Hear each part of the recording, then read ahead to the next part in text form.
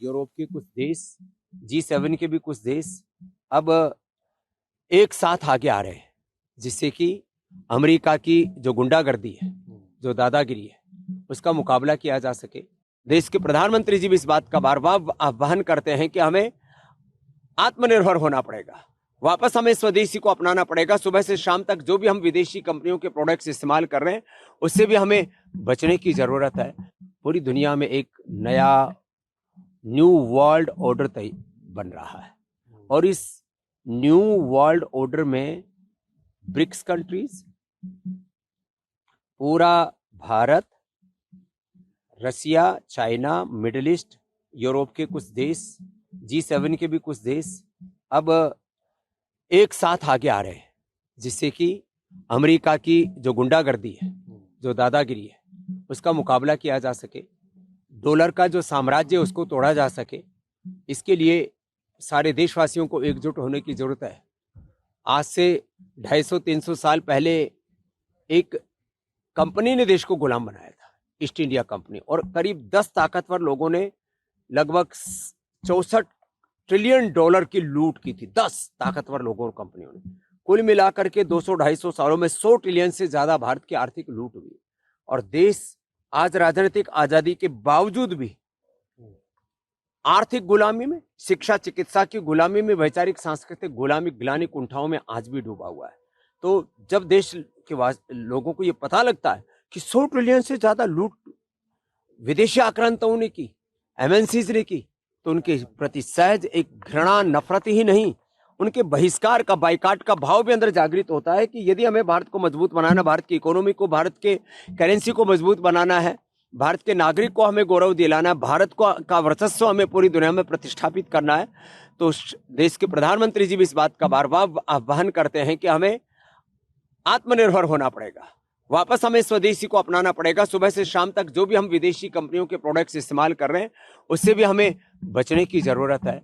Europe के कुछ देश, G7 के भी कुछ देश अब एक साथ आगे आ रहे हैं, जिससे कि अमेरिका की जो गुंडागर्दी है, जो दादागिरी है, उसका मुकाबला किया जा सके। देश के प्रधानमंत्री जी भी इस बात का बार बार आह्वान करते हैं कि हमें आत्मनिर्भर होना पड़ेगा, वापस हमें स्वदेशी को अपनाना पड़ेगा। सुबह से शाम तक जो भी हम विदेशी कंपनियों के प्रोडक्ट्स इस्तेमाल कर रहे हैं, उससे भी हमें बचने की जरूरत है। पूरी दुनिया में एक नया न्यू वर्ल्ड ऑर्डर बन रहा है, और इस न्यू वर्ल्ड ऑर्डर में ब्रिक्स कंट्रीज, पूरा भारत, रसिया, चाइना, मिडिल ईस्ट, यूरोप के कुछ देश, G7 के भी कुछ देश अब एक साथ आगे आ रहे हैं, जिससे कि अमेरिका की जो गुंडागर्दी है, जो दादागिरी है, उसका मुकाबला किया जा सके।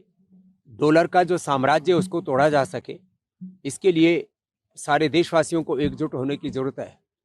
आज से 250-300 साल पहले एक कंपनी ने देश को गुलाम बनाया था, ईस्ट इंडिया कंपनी, और करीब 10 ताकतवर लोगों ने लगभग 64 ट्रिलियन डॉलर की लूट की थी। 10 ताकतवर लोगों और कंपनियों ने कुल मिलाकर के 200-250 सालों में 100 ट्रिलियन से ज्यादा भारत की आर्थिक लूट हुई। और देश आज राजनीतिक आजादी के बावजूद भी आर्थिक गुलामी में, शिक्षा चिकित्सा की गुलामी में, वैचारिक सांस्कृतिक गुलामी, ग्लानि कुंठाओं में आज भी डूबा हुआ है।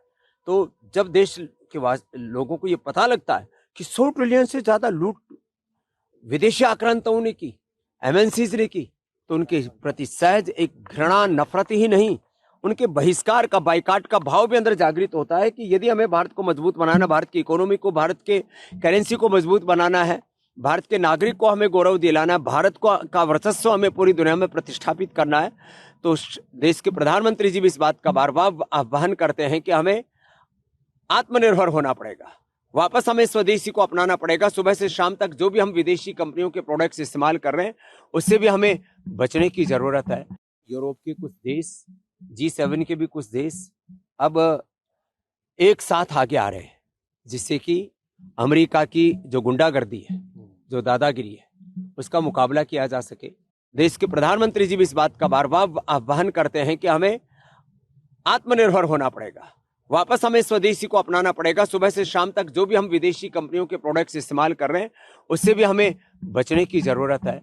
पूरी दुनिया में एक नया न्यू वर्ल्ड ऑर्डर बन रहा है और इस न्यू वर्ल्ड ऑर्डर में ब्रिक्स कंट्रीज, पूरा भारत, रसिया, चाइना, मिडिल ईस्ट, यूरोप के कुछ देश, G7 के भी कुछ देश अब एक साथ आगे आ रहे हैं, जिससे कि अमेरिका की जो गुंडागर्दी है, जो दादागिरी है, उसका मुकाबला किया जा सके, डॉलर का जो साम्राज्य है उसको तोड़ा जा सके। इसके लिए सारे देशवासियों को एकजुट होने की जरूरत है।